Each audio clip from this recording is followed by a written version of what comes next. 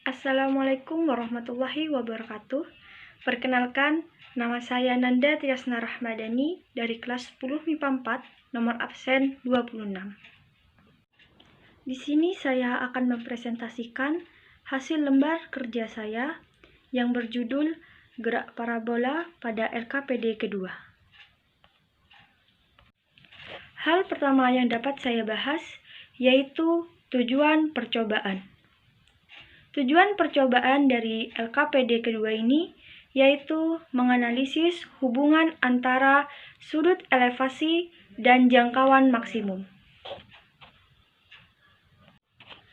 Adapun rumusan masalahnya yaitu apakah sudut elevasi memiliki hubungan terhadap jangkauan atau titik maksimum? Hipotesisnya yaitu sudut elevasi memiliki hubungan terhadap jangkauan atau titik maksimum, karena sudut elevasi mempengaruhi jangkauan atau titik maksimum pada gerak parabola. Adapun alat dan bahan yang digunakan pada percobaan ini yaitu yang pertama adalah laptop dan yang kedua adalah aplikasi PET Simulation. Selanjutnya, kita dapat melakukan langkah-langkah yang dimana langkah-langkah tersebut sesuai dengan yang dicantumkan pada lembar kerja atau LKPD kedua. Setelah kita melakukan langkah-langkah yang terdapat pada LKPD kedua, kita tentu saja dapat mencatat hasil pengamatan, di mana hasil pengamatan pada LKPD 2 ini berbentuk sebuah tabel. Tentu saja isi dari tabel tersebut sesuai dengan langkah-langkah pada LKPD kedua yang telah kita kerjakan sebelumnya.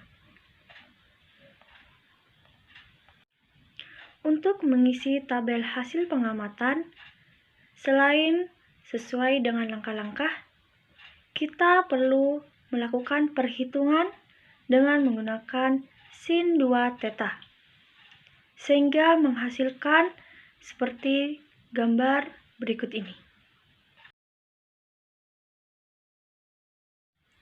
Nah, setelah kita melakukan perhitungan tersebut pada hasil pengamatan, kita melakukan analisis data. Yang pertama yaitu pada sudut berapakah agar bola tepat pada sasaran?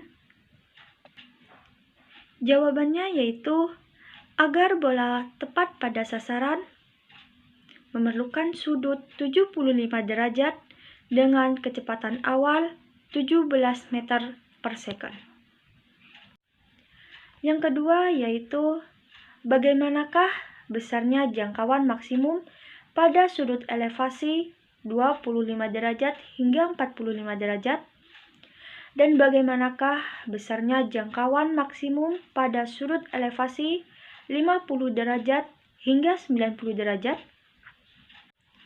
Jawabannya yaitu pada sudut elevasi 25 derajat hingga 45 derajat, jangkauan maksimumnya semakin meningkat atau semakin besar.